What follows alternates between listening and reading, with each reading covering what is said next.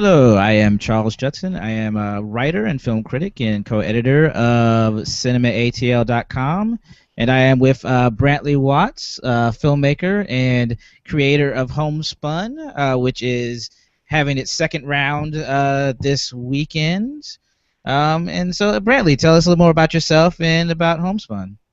Um, I'm primarily a writer and producer here in Atlanta with Half Pint Productions.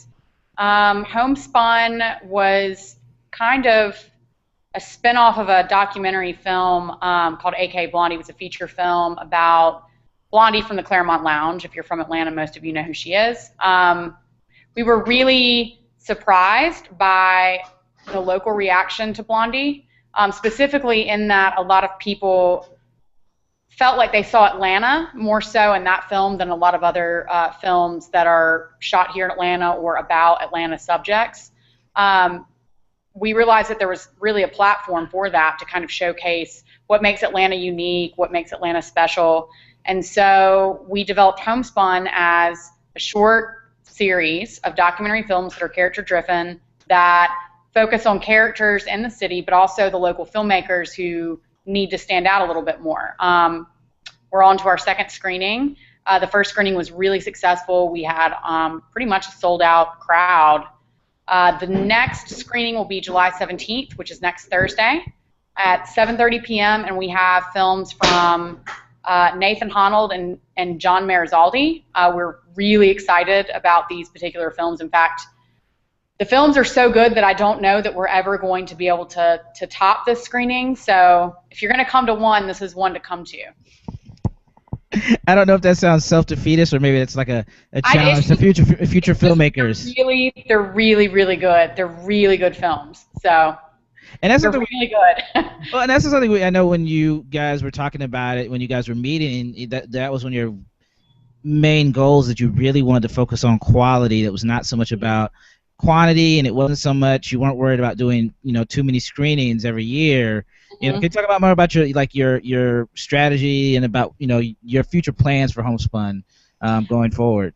Well, what we originally were thinking that we would just kind of open up submissions and then we'd look at what comes through, and again the purpose of this is not just to showcase the films and the subjects, but it's to really showcase filmmakers in Atlanta. I don't think Atlanta gets the credit that it's due. There's some really talented filmmakers here. They're doing really good stuff, and so we wanted to provide a platform for them. On the other hand, we want to make sure that if we're showcasing these filmmakers, the films need to be good.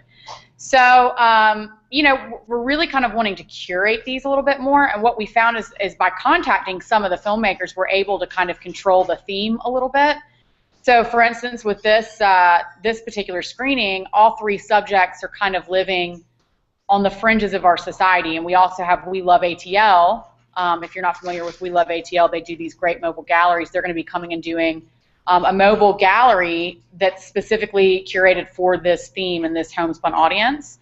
The first screening was focused more on people who were craftsmen of some sort. So you had father and son clockmaking team, you had a boxer, and then you had an artist, and they brought their work so that you could kind of interact with their work and interact with them. So we're hoping to continue to kind of curate almost themes around some of these screenings, which means that we may not have, any regular pattern. It's really just when we get the right films together and the right filmmakers to create the content. So we are obviously taking submissions. If you submit a film, it may not be in the next screening. It may fit for another theme down the line, but we definitely are taking submissions, and we encourage people to create films, even if you're a first-time filmmaker, because, again, we have resources that we can help you with. Like, we have an art director that can help you if you want to create a logo, if you're, curious a little bit more about art direction, how that can play into your film. We have a music director that can help you with getting local music, having, like real licensing. He's also an attorney. So there are other resources like that we have to help, especially, filmmakers that may not be as experienced. For experienced filmmakers, one of the benefits is of creating a homespun short is, one, it gets you a little more exposure to the public. The Atlanta Film Festival is our partner, and so they actually market this. So you're going to be marketed through the Atlanta Film Festival.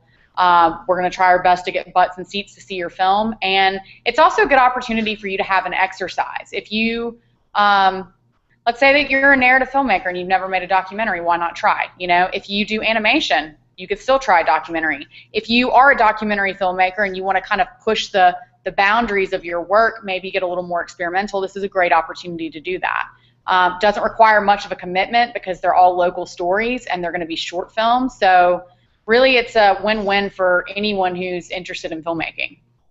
Now, when you guys had started to plan this out, going the curated route, or at least more curations, is that something you had ever expected that this is where you would be? No. Mm-hmm.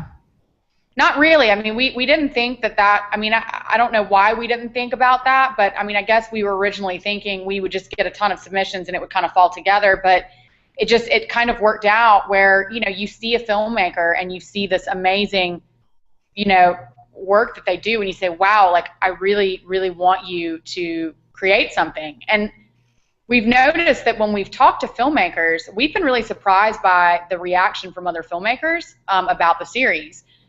We've had people say, you know, like, I was thinking about leaving Atlanta, and now that I'm hearing about this, it like makes me want to stay, because it seems like finally, like, you know, the film community is kind of coming together to try to showcase talent and to do something bigger. So we've had a lot of really positive reactions from local filmmakers, and when we've approached them to create content, they've really gotten on board. So going forward, you know, it almost seems like that's going to be the best approach. Again, things could change in a year. We could be getting so many submissions that it'll be easier to, you know, put something together, and we won't have to necessarily contact filmmakers specifically for a screening or a theme. Now, one thing you mentioned about the fact that you have people helping with music, helping you with the graphic design. There's one thing I think if you mentioned before that, you know, that you really wanted the homespun aesthetic to be, you know, uniform. So even though there may be different topics and different themes, and each show might be different, there's still going to be some connecting elements. Can you talk more about that? Well, we actually kind of have changed that a little bit too. Just because we want people to have creative license, you know. We have kind of a uniform art direction that we encourage filmmakers to follow, but if they don't follow it, say that they want to get a little bit more creative because of the type of film that they've got, we're open to that. But, I mean, specifically, this is specifically for new filmmakers, so maybe you don't know what type of fonts to use, maybe you don't know, you know, how to do titles, how to do lower thirds. We have art direction to kind of help guide you. If you want to get creative, that's okay. Originally, we were having everyone put, you know, the homespun, we have a homespun logo animation, and then we have our homespun credits that were, you know, we wanted you to bookend your film with the animation and then the homespun credits.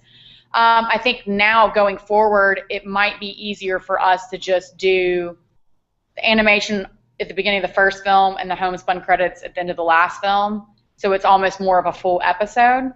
So, you know, again, this is, homespun is kind of evolving as we go along. We're finding out what works best, trying new things, and I think that, you know, it's probably going to take a couple more screenings for us to really have everything ironed out.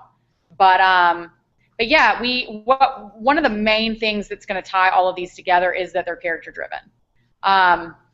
And again, you can have all kinds of different genres. I mean, I'm honestly really interested in maybe talking to somebody about doing animation with a doc, because, you know, who's to say that you can't do that? I mean, I think that what a documentary, you know, if it's character driven and if it's real life, you can find different ways to tell those stories. And I think that's the beauty of Homespun, is that we're showcasing different types of work, different types of artists. But again, being character driven, I feel like, is the main thing that ties all of these together, and the fact that they're really focusing on Atlanta and people who are in Atlanta that make it unique in a variety of different ways.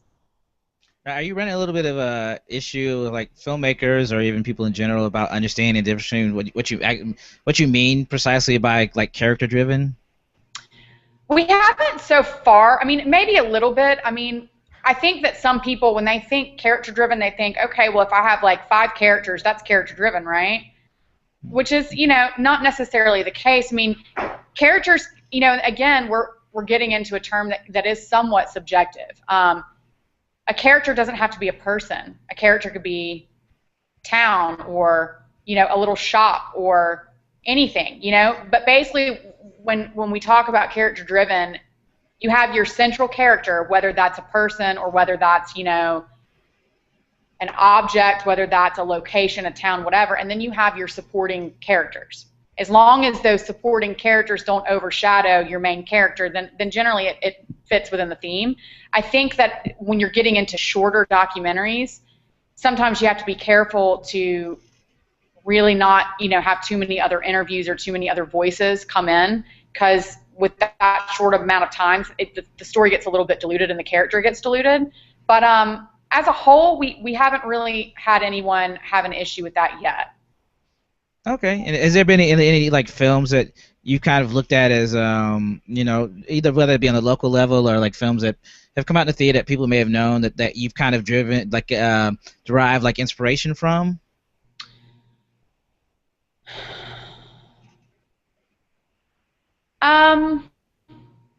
As far as like creating Homespun, or as far as, Or just films that, you know, maybe not even got the, you know, inspiration from, but kind of illustrate, you know, the type of films that you think are speak to what the Homespun mission and the type of stories you're trying to tell through Homespun. yeah, I'll say that one of the films is going to be playing at the next screening, and that's Thomas Bennett by Nathan Honnold. I think that what Nathan was able to capture with that film, again, it's character driven, and he exclusively focuses on his main character. It's compassionate. It's beautifully shot. It kind of pushes the boundaries of what a documentary is, because I think that it's important to do that. And I feel Atlanta in that film. I mean, you don't necessarily have the character talking about Atlanta, but you see Atlanta in things like the Krispy Kreme, you know, shop on Ponce, or, you know, other places where you see this main character. That's exactly what Homespun is about. Oh, cool. And so talk about more like the night of Homespun. Like, what is it like? What are, like, if anybody's gonna go, you know, this is the only second time, so that, you know, you can't say like, oh, you've been a bunch of times to get the feel for it. But what is the experience of Homespun going to be on the 17th? It's pretty intimate. We, in fact, I mean, I think that we could have the option of maybe getting a larger theater, but we actually really like the smaller theater upstairs at the Plaza because it feels more intimate.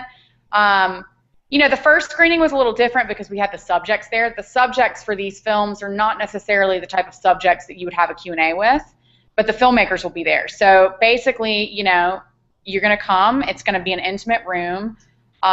You're going to watch some really beautiful films. All three are relatively short. They're all under 10 minutes, and then there's a Q&A with the filmmaker.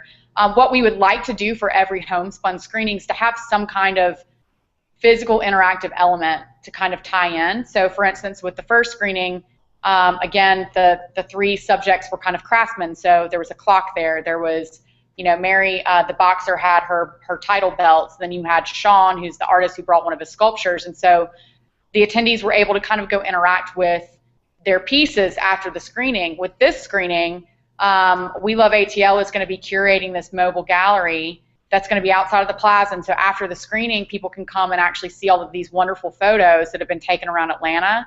I don't want to give too much away, but I know that they're specially like curating something that has to do with the theme of kind of, you know, being on the outskirts of our society. So we'd like to have some kind of interactive element at every screening. Depending on the theme and the films, you know, that will vary. But it's a great opportunity for the community to really see the talent that Atlanta has here. And it's a great opportunity for filmmakers to be able to kind of network and get to know some of your fellow filmmakers you may not know. You may not know that, you know, this person's doing really great things. So it's kind of something for everybody, whether you're a film lover or a filmmaker. Nice, nice. And if I remember correctly, which I should, because I think that was just this morning, didn't a new Homespun website launch? Yes, it did. We have a new Homespun website, so you can actually go see. You can see two of the films from the first screening are up. You can actually watch those. There's information on the upcoming screening. There's a link there for you to purchase tickets. You can also purchase tickets by going to the Atlanta Film Festival website for the next screening. And yeah, there's information more about our mission, who we are, how we got started. There's information on the Homespun team, the art director, music director, the guy who did our animation. There's links to their website. We've also got a photographer that can help. So feel free to go and look and see their portfolios and see what they can offer. Yeah. And there's also a way for you to be able to submit films if you're interested. Excellent. So on the 17th, is there anything guys going to be formally or informally hanging out or before or after the screening? So it's at 7:30. So I figure we'll probably watch the screening, and then after the screening's over, obviously we'll want to check out that mobile gallery from We Love ATL, and then I'll be at the Righteous Room most likely afterwards having drinks. So anybody who wants to chat more about Homespun, that's where I'll be. Oh, excellent. So so what are you have already started to plan your next steps for after the 17th for Homespun? We have some friends that are working currently and have been working on a documentary about an exorcist that lives in Decatur. I would love to have an October screening for that film. It may be kind of a special screening because this film, I think, is going to be a little bit longer, and I have a feeling that a Q&A with an exorcist is probably going to take up the majority of the Q&A time.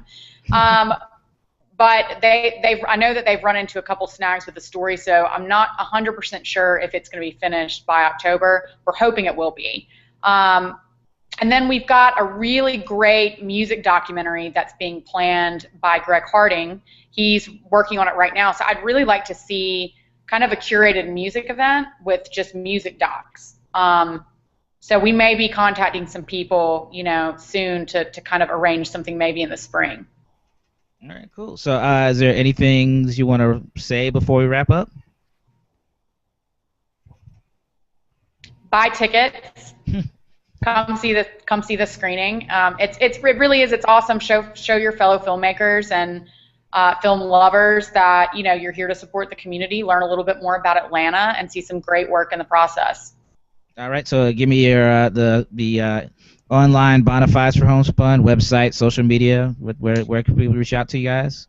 So you can find us obviously through our website, which is www.homespunseries.com.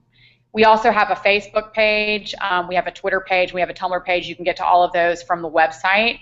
To buy tickets, you can get to that from the Homespun website, or you can also find that on the Atlanta Film Festival website.